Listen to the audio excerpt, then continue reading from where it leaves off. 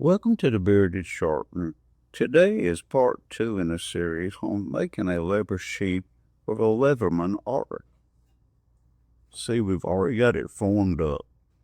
Today, we're going to straighten everything up, get it all trimmed up, and we're going to go from there. Now we'll get to it. Now that the front panel has dried, we can line everything up. That way we can get it assembled today. I cut the belt loop off camera, save us a little bit of time.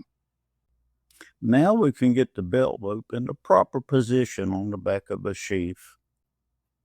I marked where everything went. This time, rather than using a drill for the holes to install the rivets, I used the awl. I use various methods because not everyone has all the tools they need. Make sure your contact cement is thoroughly stirred. Now we can attach the belt loop with the contact cement.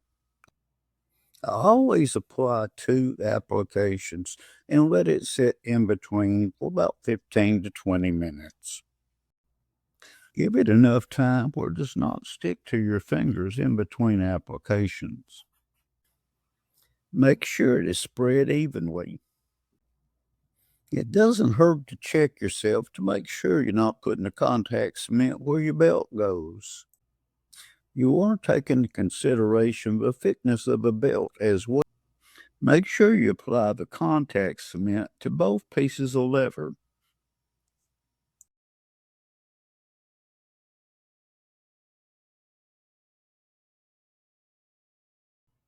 Check the measurements on the back of your sheath as well.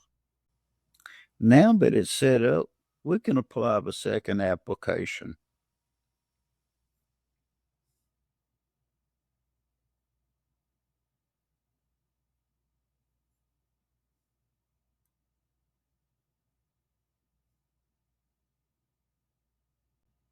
Now that it's dry, we can attach the belt loop. On the next sheath, I will remove the rivets before I put the contact cement on. I use this roller to make sure everything is bonded together. Now we can get finished with the rivets.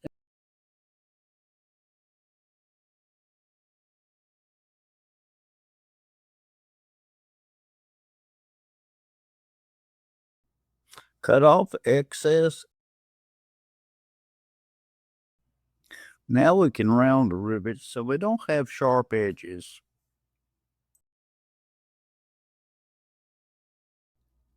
Now we can cut a groove for our stitching chisels. I used a Sharpie for the simple reason I had it close. I'm going to stitch this up with black thread off camera. Wasn't any point changing the colors since it's going to be dyed.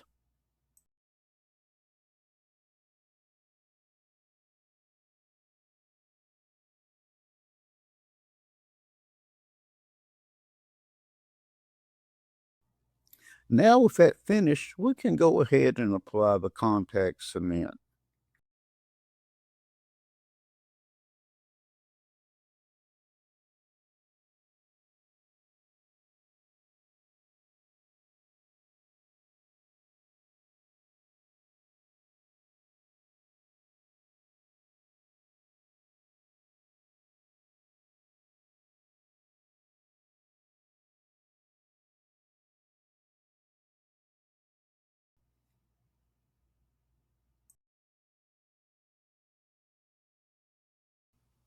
Carefully assemble these.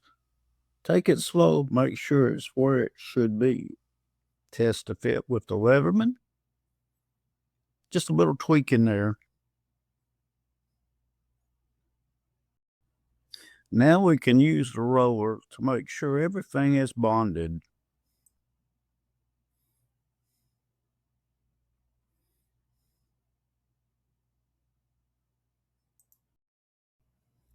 I'm checking everything with a square before we trim it up. I had it real close when we glued it together. Didn't need a whole lot of trimming, just a little bit.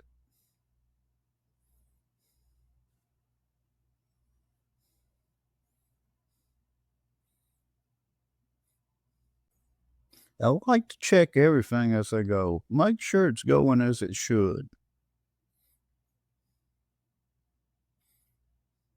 What little bit that's left after the trimming, we can take care of with the sanding.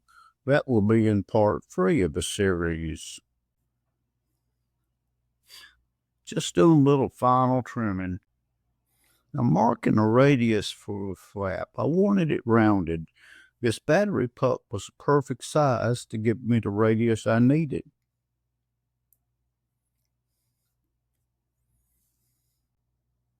I usually cut from the top side, but with this flap, it was much easier just to do it this way.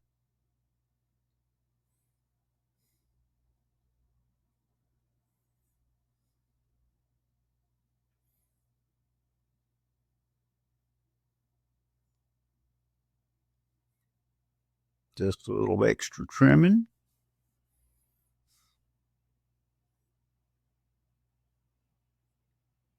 Leatherman fits good. Now I'm marking for the top snap. I'm not installing the snap today, but I am punching a hole. I got some new hole punches. That way we don't have to drill it. After I dye the sheath and apply 2 coats of Vaseline, then we'll install the top snap. I didn't want to get dye on the top snap. The bottom one I can wipe with a little acetone. That's not an issue.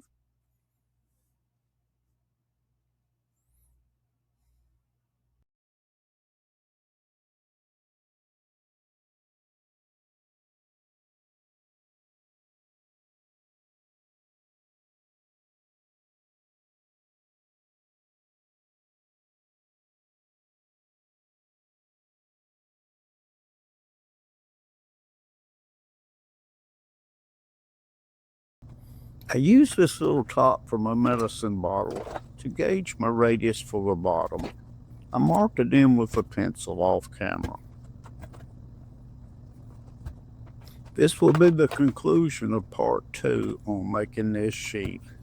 Be sure to watch part 3. It's coming up soon.